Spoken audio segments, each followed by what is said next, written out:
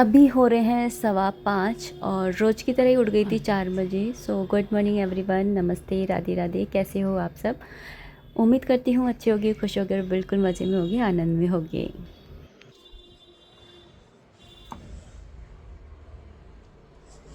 अभी हो रहे हैं 5:15। नहा लिया है मैंने, पूजा के बर्तन ले आई हूँ, तो पूजा के बर्तन मांजूंगी। उसके बाद में दीपदान करके आऊँगी तुलसा जी में, और उसके बाद में दहलीज पूजन करके पहले ना इसके हर्षित के लंच बॉक्स की तैयारी करके और मंदिर साफ़ करूँगी। और फिर हर्षित उठेगा, उस टाइम तक मंदिर साफ़ हो जाएगा और पूजा भी हो जाएगी। शायद हो सका तो जल्दी जल्दी करूँगी सब कुछ, सफाई वगैरह। और चलिए करते हैं। आज बहुत ज़्यादा सुबह का टाइम बहुत ज़्यादा हेक्टिक रहता है, तो हमारी पूजा पाठ की वजह से किसी दूसरे को परेशानी नहीं होनी चाहिए, इसलिए। और ये लाइट ना जलाओ ना तो अंधेरा अंधेरा लगता है। अब अच्छा लग रहा है ना। अभी मैं आपको बताइए क्या दिखाने आई हूँ। मैं दिखाने आई हूँ तुलसा जी में दीप तो अर्पित कर दिया है, लेकिन आज मैं आपको दिखाने आई हूँ कि शालिग्राम जी देखिए कितने प्यारे लग रहे हैं। तुलसा जी के वहाँ पर जाकर तो ये और भी ज़्यादा प्यारे लग रहे हैं। सोच रही थी इनके लिए सिंहासन बनाऊँ या मिट्टी में ऐसे रखें तो ही सही है। वैसे तो मिट्टी में रखें तो ही सही है, क्योंकि उनको यहीं पर ही सुख मिलता है। अब ये मत बोल देना कि मिट्टी में पटक दिया है, बाहर धर दिया है। देखिए, जिस घर में तुलसा जी होती है ना, मिट्टी की तो बात ही छोड़िए, गमले की, जिस घर के अंदर तुलसा जी होती है ना, वो घर ही मंदिर के समान हो जाता है। तो फिर गमले की मिट्टी की तो बात ही क्या है। और हमारे ठाकुर जी, ये जो तुलसा जी हैं, अभी आंवला नवमी पर आई थी कथा कि जो तुलसा जी है और धात्री है, दोनों का जन्म ही है ना इसलिए हुआ था, भगवान की प्रसन्नता के लिए। तो भगवान को खुशी मिलती है वहाँ पर। अभी मैं आपको दिखा रही हूँ कि देखिए झाड़ू पोछा वगैरह सब हो गया, अभी कोई उठा नहीं है, नीचे भी कोई नहीं उठा है। यहाँ पे आज शुक्रवार है ना, तो दहलीज पूजन करूँगी, तो ये आपको दिखा रही थी कि अभी मैंने किया नहीं है। और यहाँ पर मैंने पूजन की पूरी तैयारी कर ली है। पूरा सामान एक साथ ही ले जाती हूँ बाहर, और उसके बाद में सबसे पहले चौखट को पोंछती हूँ, दरवाजे को पोंछती हूँ, और उसके बाद में ना फिर मैं करती हूँ पूजा। अच्छा, इस पूजन के लिए आया था कि सुबह ही करना ज़रूरी है क्या? सुबह स्कूल भी जाते हैं बच्चे, हस्बैंड ऑफिस भी जाते हैं। नहीं, ये पूजन आप है ना शाम को भी कर सकते हो। और कलश स्थापना होती है ना, वो भी आप है ना, ज़रूरी नहीं है कि सुबह ही करो, शाम को भी कर सकते हो, किसी भी टाइम कर सकते हो। बस फ्राइडे वाले दिन यानी शुक्रवार वाले दिन ही आपको करनी होती है। कुछ लोग तो है ना गुरुवार वाले दिन भी करते हैं, तो गुरुवार वाले दिन भी आप है ना कर सकते हो, और शुक्रवार वाले दिन भी कर सकते हो, क्योंकि गुरुवार वाला दिन भी है ना विष्णु भगवान का ही होता है। और माता लक्ष्मी विष्णु भगवान के साथ में आए तो इससे अच्छी बात तो क्या ही हो सकती है। लेकिन शुक्रवार का दिन जो होता है वो स्पेशली माता लक्ष्मी को समर्पित है। और मैं शुक्रवार को इसलिए करती हूँ क्योंकि मैं हमेशा से ना शुक्रवार को मैंने व्रत वगैरह किए थे ना, इसलिए तो मैं शुक्रवार को ही करती हुई आ रही हूँ। और भगवान विष्णु के तो सारे दिन हैं ही हैं, क्योंकि हमारे घर में ठाकुर जी रहते हैं। तो यहाँ पर बस दहली पूजन हो गया है। अंदर जा कर के बस अंदर की पूजा करूँ, उससे पहले उसके हर्षित के लिए लंच बॉक्स बनाऊंगी।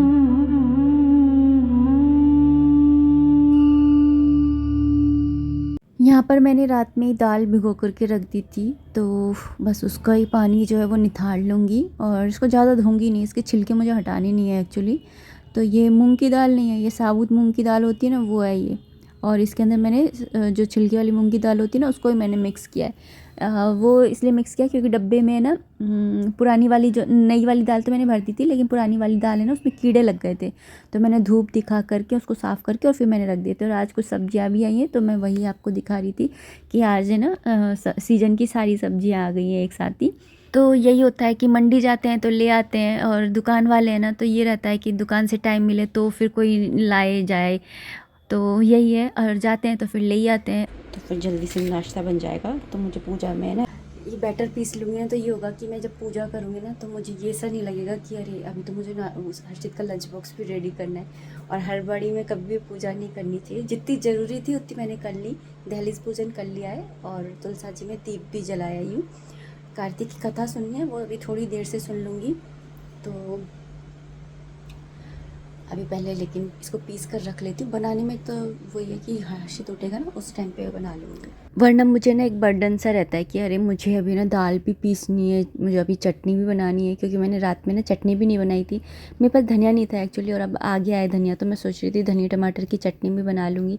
तो ये सब मेरे दिमाग में ना चलता है, तो फिर जब ये ऐसे इधर उधर चीज़ें घूमती है ना, मन विचलित रहता है, तो फिर भगवान की पूजा में मन नहीं लगता है। यहाँ पर मैं आपको दिखाई थी कि दाल के साथ में मैंने अदरक और हरी मिर्ची भी है ना काट के ऐड करी है।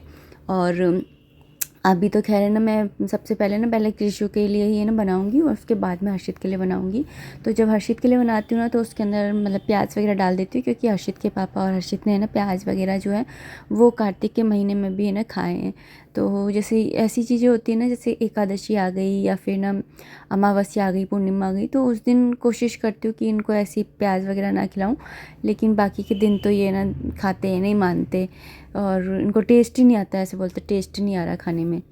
तो यही है। और मैं तो है ना, जो कृषि को भोग लगता है ना, फिर वही मेरा तो वही हो जाता है, तो इस तरह से हो जाता है। तो यहाँ पर मैंने पीस लिया था, और पीसते समय ना जब दूसरा वाला मैंने पीसा ना, तो उसमें मैं थोड़े से मसाले ऐड कर दे रही हूँ। पहले वाले में तो मैंने ना अदरक और मिर्ची डाल दी थी पीसते टाइम, और जब दूसरा वाला पीस रही हूँ तो उसके अंदर मैंने ना मिर्ची है और धनिया है, और साथ में ना नमक वगैरह डाल करके, गरम मसाला डाल करके, और फिर मैंने इसको पीसा है। यहाँ पे वही मैं आपको दिखा रही थी।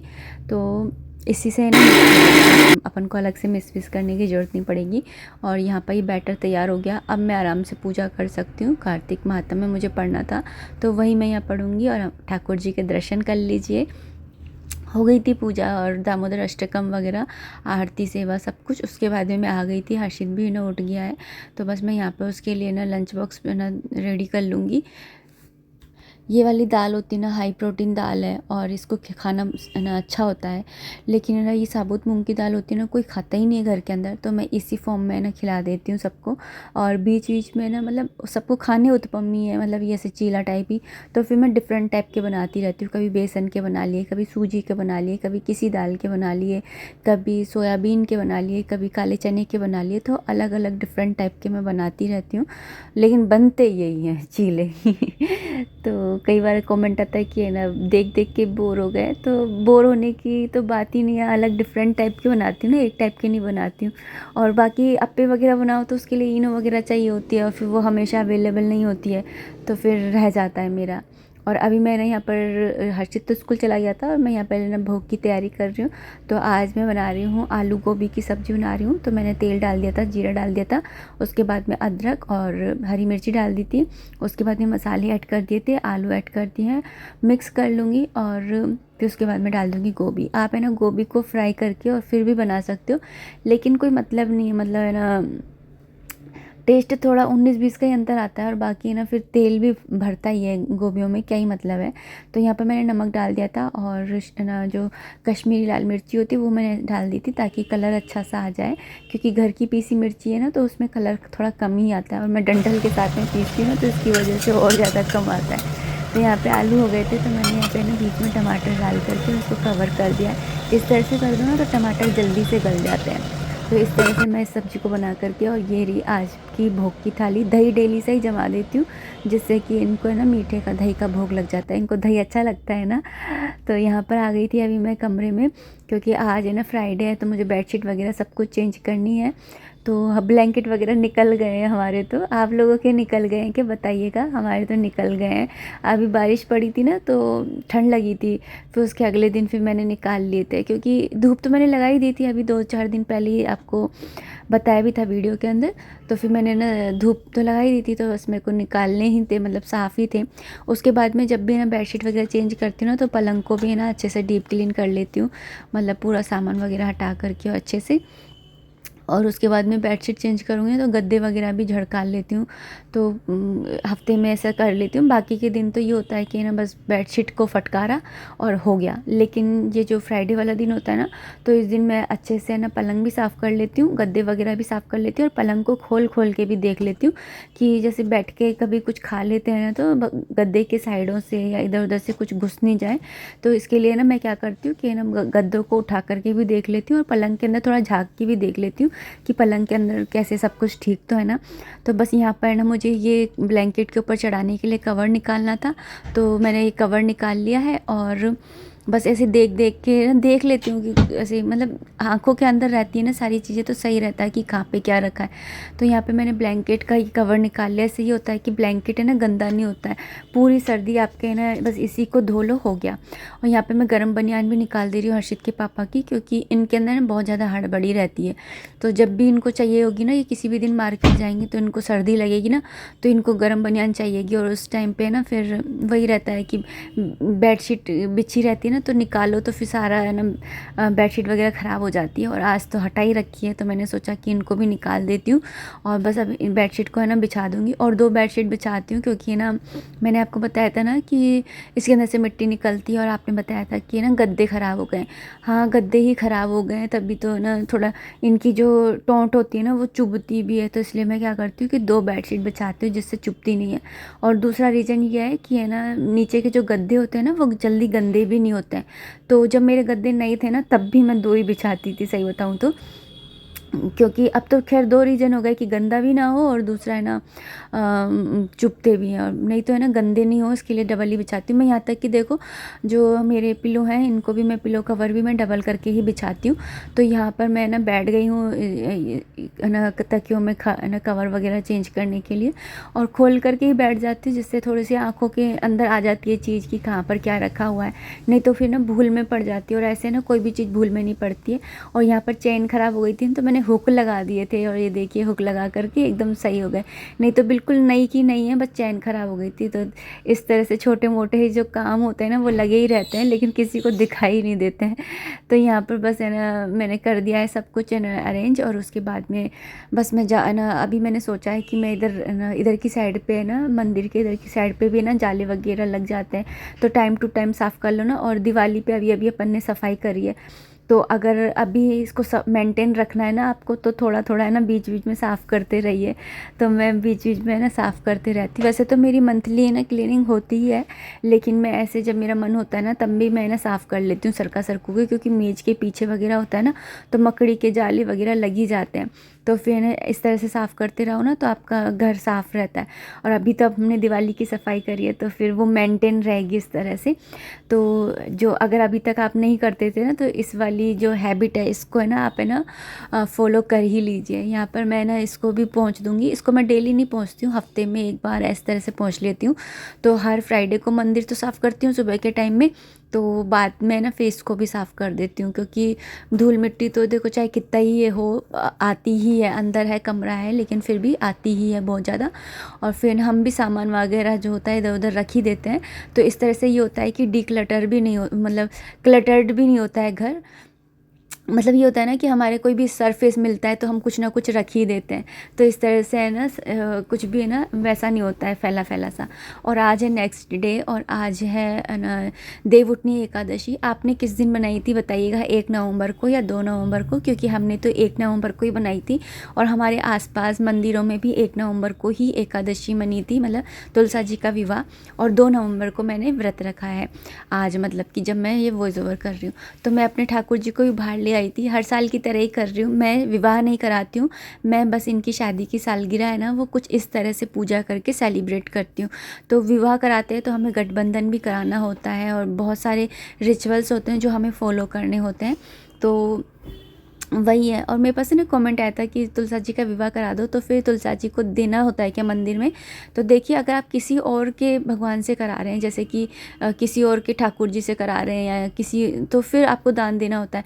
आपके ठाकुर जी हैं, आपके ही है ना शालिग्राम जी हैं, तो फिर कहाँ पे जाएंगी तुलसा जी, किसको देंगे? हाँ, कुछ लोग हैं जो है ना मंदिर में दान करके आ जाते हैं, तो ये अपनी अपनी श्रद्धा है। तो हमारे यहाँ पे तो ना नहीं करते हैं, तो दान मतलब रखते हैं अपने पास में ही। तो यहाँ पर ना बस पहले जल से स्नान करा दिया था, फिर कपड़े वस्त्र रूप में ना कलावा चढ़ा दिया था।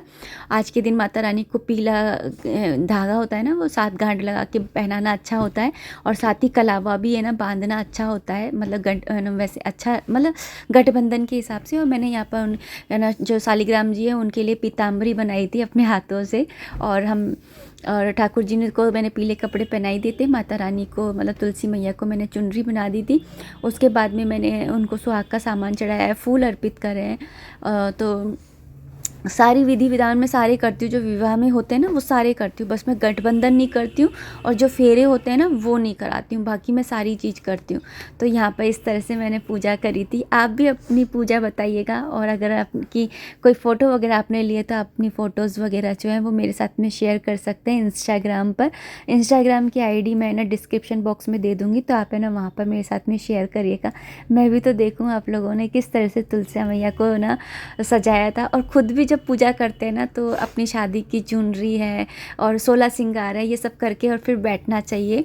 इससे ना आपका भाग सौभाग्य जो होता है ना वो बना रहता है, माता रानी प्रसन्न होती हैं और आपका जो सुहाग है वो बनाए रखती है। अब उसके बाद में सारी पूजा सेवा हो गई थी, तो बस मैं लास्ट में ना आरती कर लूँगी। आरती करने के बाद मैंने परिक्रमा भी करी थी। मैंने ना 11 परिक्रमा ली थी। वैसे कुछ लोग हैं जो 108 भी लेते हैं, 51 भी लेते हैं, 21 भी लेते हैं, जैसी आपकी श्रद्धा है। तो मैंने सुबह सुबह ना जब स्नान कराती हूँ ना, मतलब कार्तिक दीपदान करती हूँ, तो उस समय भी मैं परिक्रमा लेती हूँ 11 या 7 इस तरह से। तो ये देखिए कितनी प्यारी लग रही है ना, एक अलग ही है ना, मतलब वो आता है ना रौनक आती है ना, एक वो अलग ही रौनक आई हुई है। तो बस यहाँ पे मैंने ढोक लगा लिया है, प्रणाम कर लिया है। जब भी कोई बड़ी पूजा करो ना तो अपने दरवाजे पे ना स्वास्तिक बना करके अपनी दहलीज की पूजा ज़रूर करनी चाहिए, चाहे वो दिवाली हो चाहे कोई भी बड़ी पूजा हो। तो बस यहाँ पर मैंने पूजा कर ली थी और उसके बाद में खाना वाना बनाया मैंने। पूजा हो गई है बहुत अच्छे तरीके से और अभी मैं बना रही हूँ खाने की तैयारी कर रही हूँ। खाने की तैयारी एक्चुअली मैंने पहले कर ली थी। आटा मैंने दोनों तरीके का लगा लिया था। एक मैंने बथुए का आटा लगाया है क्योंकि मैं आज है ना आलू मेथी की सब्ज़ी बनाऊँगी, तो हर्षित खाता नहीं है। वैसे बथुए के पराठे ना हमारे शाम के टाइम में बनने वाले थे, तो मैंने सुबह ही लगा लिया है कि हर्षित है ना बथुए के पराठे खा लेगा। और एक मैं सादा आटा लगाया है और आलू मेथी की सब्ज़ी बनाने वाली हूँ, तो वही सब कर रही हूँ। और अभी इस वीडियो को मैं इतना ही रखना चाहूँगी। उम्मीद करती हूँ वीडियो पसंद आई होगी। अगर आई है तो प्लीज़ लाइक कर दीजिएगा। कोई भी कमेंट है, कोई भी सजेशन है, आप कमेंट बॉक्स के थ्रू मुझे कर सकते हैं। मिलते हैं नेक्स्ट वीडियो में, तब तक आप अपना खूब सारा ध्यान रखिए, खुश रहिए, कीप एंजॉयिंग। जय माता दी, राधे राधे, हरे कृष्णा। तुलसी मैया के विवाह की अनंत और अनंत शुभकामनाएं।